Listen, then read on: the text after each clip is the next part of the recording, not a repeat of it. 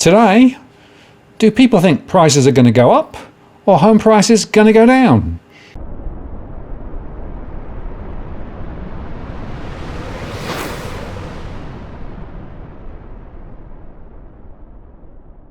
Hello again, it's Martin North from Digital Finance Analytics. Welcome to this post covering finance and property news with a distinctively Australian flavour.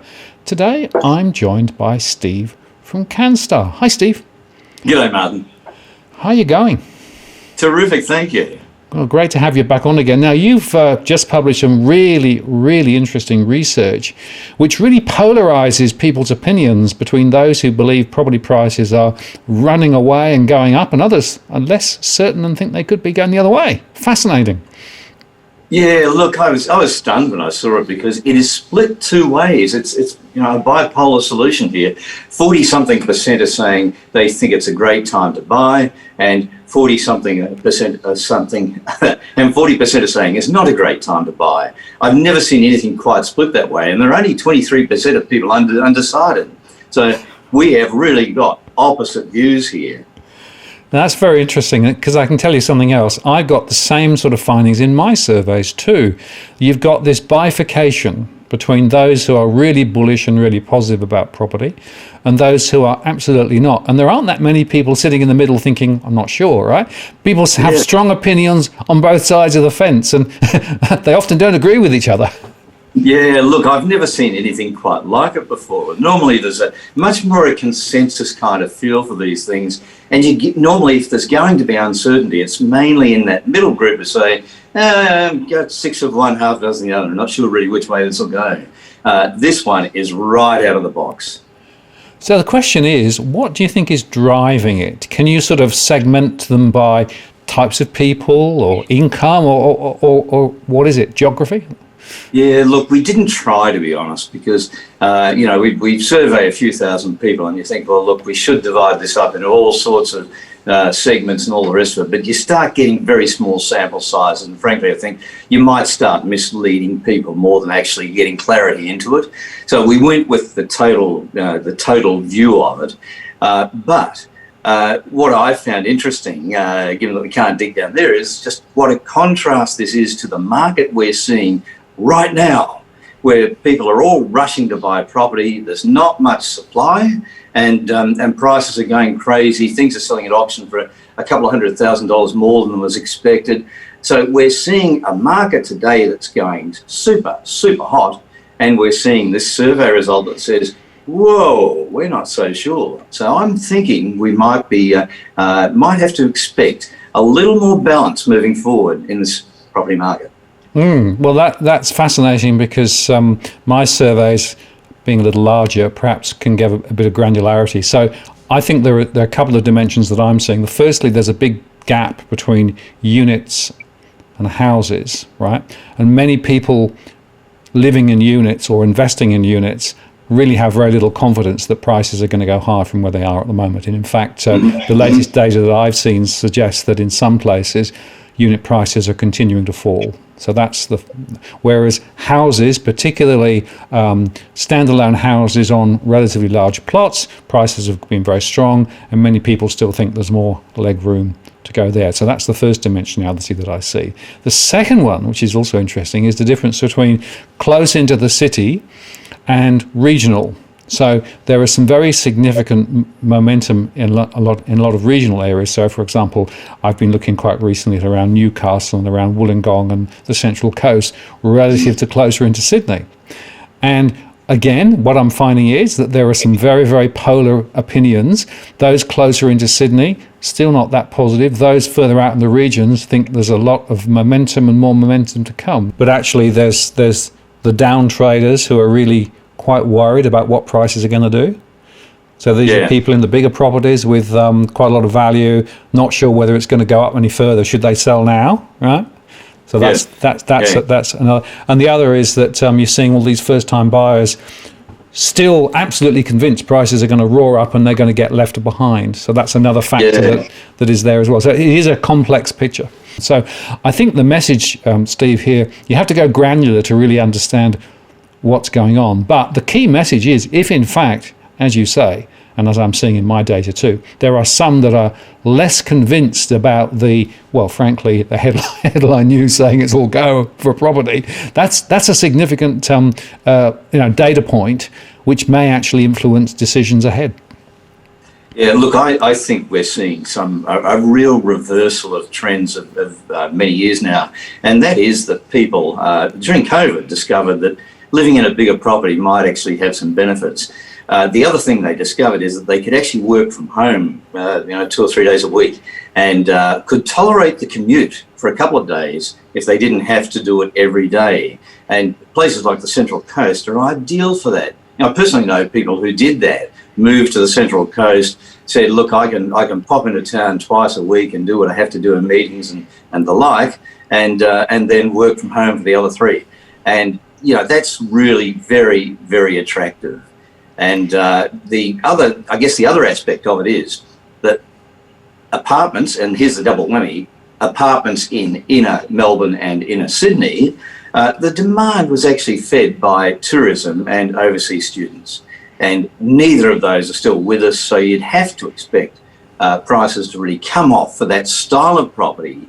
In particular, as some people are saying, I want to move out to the burbs and onto a nice big property, or out into a regional area where I don't have all the hustle and bustle of a big city. Yeah, absolutely. And it's interesting because those inner city apartments have very high vacancy rates. The net rental yield, I calculate that from the surveys, are negative in both Sydney and Melbourne, close in. So you can see a lot of people losing money, hand over fist, right? Because they don't have anybody living there, or if they do, it's at very low rents. So that's another reason why that sector of the market is pretty weak. Whereas those further out, those who've bought, standalone properties, actually seem to be quite happy about it. The other interesting thing, and again, the ABS published some migration statistics yesterday to show that there was a net migration away from Sydney and Melbourne towards, for example, Queensland. So there's actually some interstate movements, and there was also movements away from close into town to further out. So that's further cementing this idea that this is not a single market. This is actually, quite a complicated, granular set of data, and people are moving away from some of those more central areas. Yeah, and look, I've heard anecdotally people saying, look, I've been given notice by my landlord and the lease is coming up and the rent's going up by $150 that I can't afford. And that's in a very outer suburb of Brisbane.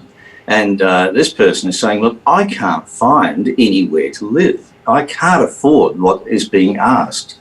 And you look at scenarios like that and it sort of brings you right down to earth and says, look, this is not just it's not just kind of a macro trend we're seeing. This is a trend that is actually putting a lot of people in a very awkward spot, because people who have been living in those areas like the Central Coast and like outer suburban Brisbane are there partially because of the lower cost of housing. And with that going up, it's causing all sorts of dislocation in those regions. Yes, I think that's a very good point. And in fact, I did some work looking at the Tasmanian market and Hobart, and a number of locals in Hobart are now excluded from Hobart. They can find nothing at all. Yeah, Hobart has been an amazing property market, and who would have thought little old Tassie would be such a boom market? But it's been a boom market now for a few years, and the prices in Hobart are extraordinary. For a little place of, 400,000 or 500,000 people or whatever it is, it's the property market is just a crazy, crazy high market. Yeah, but consequences of that are that mortgage stress in Tasmania is higher than anywhere else across the country, according to my surveys. Yeah, the job opportunities are so skinny down there. Yeah. They've got tourism and not a lot of other industry going on. So, they really are in quite a spot. And, they've got some real issues that they have to deal with, unfortunately, because it's becoming a tough old road for them sometimes. Yeah, no, that's exactly right. I'm seeing something the same in Adelaide. And over in Western Australia, what we've seen there is the property market begin to pick up. But again, same thing happening with rentals. So rentals now are going up quite fast because people are being given notice. The landlord then puts the rent up and then relets the property, and they're having no trouble letting it out at a higher rate. Except, of course, that property prices in Perth peaked in 2013 or thereabouts. have dropped dramatically and are moving up slightly. So from a capital perspective, many investors are still underwater. So it's a sort of a little improvement, but not a huge one.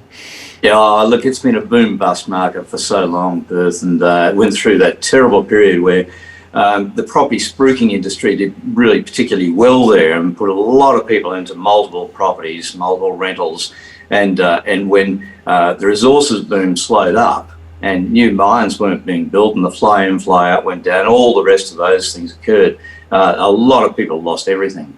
And that's what happens when people sort of lose sight of the longer term fundamentals of a market and take too much risk on one small trend. Queensland mining towns were even worse, where there was a mine there and a whole bunch of houses, nice little 2 and 3 bedroom houses built around it. And when the mine closed, well, gee, the property was worth about 10% of what it was prior to that. Yeah. So, people have to be aware of the fundamentals and find a market that actually is sustained by more than just one thing. Yeah, I think that's very excellent advice, and unfortunately, we've seen quite a few investors, catch a real big cold because of it.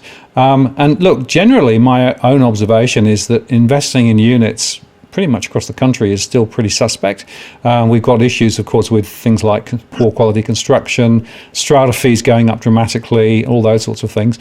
Investing in, houses on blocks seems a completely different market. So it's a very, very different story. And interestingly, that comes back to the rates that people can get from the banks as well, because in fact the banks are in some cases now more cautious about lending to some types of unit investments, whereas they actually are willing to pay lower rates or charge lower rates for standalone properties. So I'm not sure whether you're seeing that in any of your rate statistics, but it's something that's coming through in my surveys too.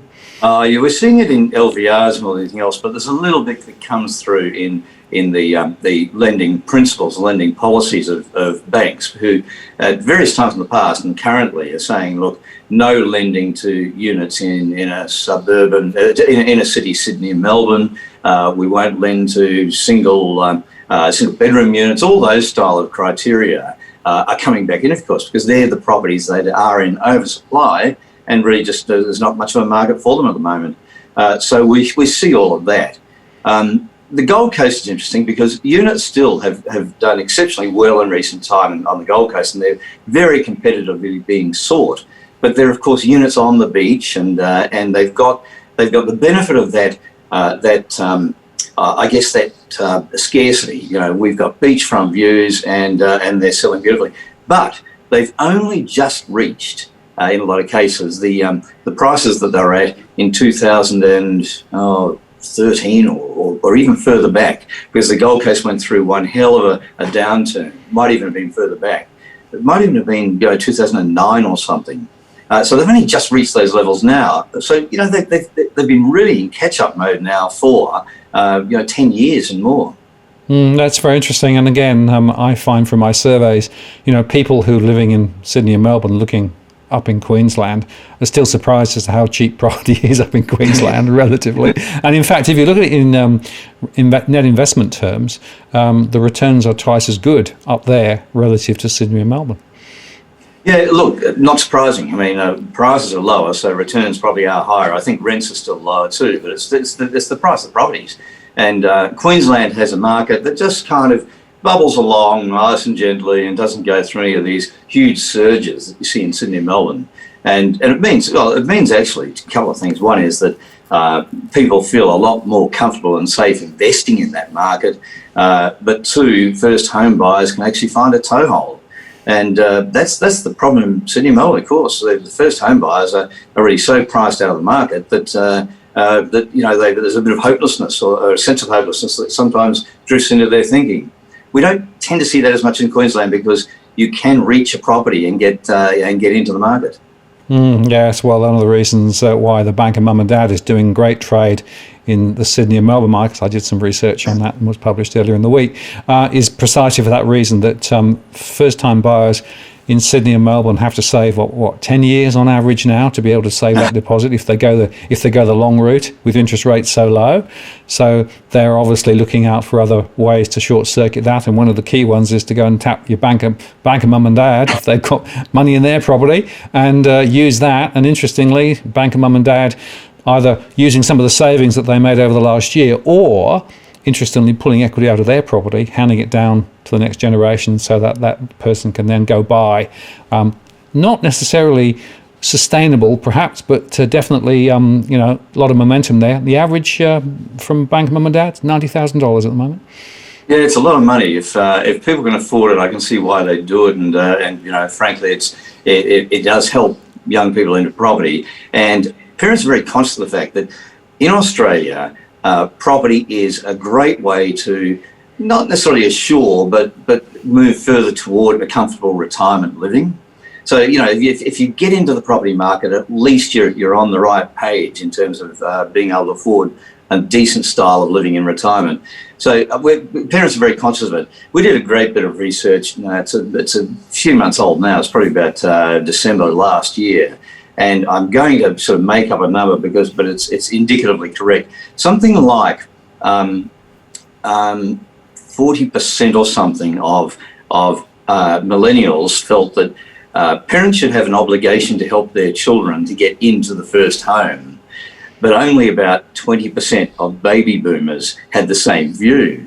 And I'm sitting there looking at this and thinking, boy, there are going to be some pretty disappointed millennials out there when they come to start negotiating that first home entry, because mum and dad might not feel that same obligation. Now, it doesn't mean they won't do it, but there's always the issue, of course, is can they afford it? You've got to afford it as well as want to do it. Yeah, and a couple of observations. Okay, if you happen to have parents who have the facility to do it, that's great, but of course a lot of people don't. So that immediately creates a problem between those who have and those who don't have more affluent parents. The second is, again, in my research, a lot of the bank of mum and dad arrangements are very loose. Not sure whether it's a loan or whether it's actually just a gift. What happens if the relationship blows up? But they're also, of course, taking equity out of their own property, which is great in a rising market. But if down the track prices actually correct in some way, that could also create issues. So there's a bunch of really quite cautious questions that need to be thought through. But there's no doubt in my mind that if you can get that 20% deposit with the help of Bank of Mum and Dad, avoid lender's mortgage insurance, that gives you quite a big leg up relative to other people in the market. Oh, it absolutely does, and it's I think most parents would say, look, if we can, we'd love to help, because it does give you a leg up, and that $15,000-$20,000 of lender's mortgage insurance is an impost, and you never get it back. You just never see it again. It's gone. So the benefit for you, well, the benefit for you is you get into the loan, but it actually is there to support the lender, not the borrower. And a lot of people don't really quite grasp that at first. But yeah, I mean, it's the way into a property that has least pain. But look, I agree with you. A lot of these arrangements are too loose, and they should be documented. If it's a loan, it's a loan. You're documented as a loan. You have an agreement on when you'd expect to see some repayment of it, or under what sort of scenario you expect to see repayment, and you document it, because people's memories kind of get a bit vague. They're excited about the new house rather than excited about when they have to repay mum and dad. And a lot of mum and dads do need the cash back to live in retirement, and can't actually afford to say, well, it's a gift. It's a lazy $100,000 that we're happy enough to part with and never see again. Well, not everyone can do it, and they don't. The parents should not be risking a reasonable retirement without a pretty strong understanding of when they'll get the cash back.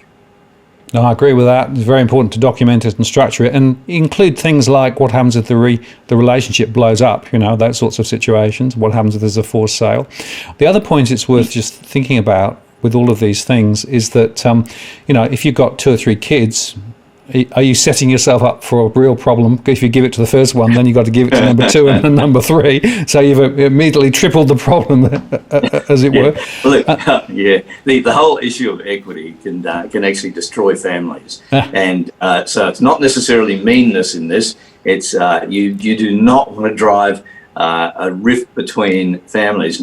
And you see families who, at the death of a parent, the argument comes out again. It's a weeping sore, frankly, in the family, where they say, look, well, it's all right for you. You got given this as a loan or a gift, and I didn't get that. And you see it time and again. So the whole issue of that equity, even though sometimes you think, well, it's my money, I can do what I want, you've got to be careful that you don't cause a long-term hurt to the family. Yeah, and I'll give you a final data point from my surveys, and that is, those who haven't actually taken the long route and had the discipline of saving, right, in the 5 years subsequent to buying and getting the loan, are 3 times more likely to default, because they haven't had the experience of having to save. Have the seagull gift from the parents, right? It's all a bit too easy, and so I sometimes think that maybe it's youngsters wanting it all now, but sometimes saving a bit and getting the discipline to save is actually pretty critical. Yeah, back in the day, Martin, I shouldn't talk about the good old days or the bad old days, but back in the day, when looking at a loan, the banker wouldn't just look at how much deposit people had put together, but they look at how they put it together. And you'd look at bank account records, and this is before big data, so you're looking right back through statements and things, looking at the bank account records and say, what was the savings pattern that we saw here? Because if you can successfully save for a deposit and pay rent or something while you're doing it, then you can actually successfully repay a loan. And it's a lot less discipline required to repay a loan than there is to actually put together money for a deposit. So it's a great indication of which loan will be repaid and which won't. Well, I actually years ago worked in a bank and was making those same assessments, and I remember people rocking up with 3 years of statements, and we'd actually go through them together and look at and as you say, before big data. But that point is a really critical one, right? Because a pattern of behaviour is actually hard to change. And that's what the consumer data right, the open banking thing, is going to just lay bare for people. That here's all your data on all your spending on credit cards and through your bank accounts. We know what you can afford. It's all there. It's obvious. So that's it's absolutely tells the story. Yeah. Well, the open data system, when it's up and running, will be, I think, another very important leveler, in fact, in many regards, because it's going to be actually data-driven rather than actually opinion-driven, or frankly, just if you can make a really good argument. Fascinating times, so many different and conflicting signals. I'll be interested to compare notes again down the track, Steve, as this develops. I think it'll be an interesting few months. Maybe we live in interesting times. But yeah, you're absolutely right. I think this is fascinating, and how exactly it'll play out, I don't know either, because the market has so much momentum now. You think, can it be stopped? But the surveys that you and we have both done do indicate more balance moving forward. And you look at how markets operate. Well, if home units do become a whole lot cheaper, then people will start seeing them as a substitute. So markets do take care of this in the longer term. Yeah, I think that's a really good point. It's going to sort of go up, down, settle. And I think, I'll always say to people, go granular, go careful, and do the analysis. Don't just jump in with both feet hoping, right? Because sometimes you can actually land on the rocks rather than on the sand. Absolutely. There's nothing like a bit of proper planning and decision making that's a little less emotional maybe than when you see the dream home. Absolutely. Steve, I appreciate your time today. Thank you so much. Thanks, Martin. Cheers. Take care.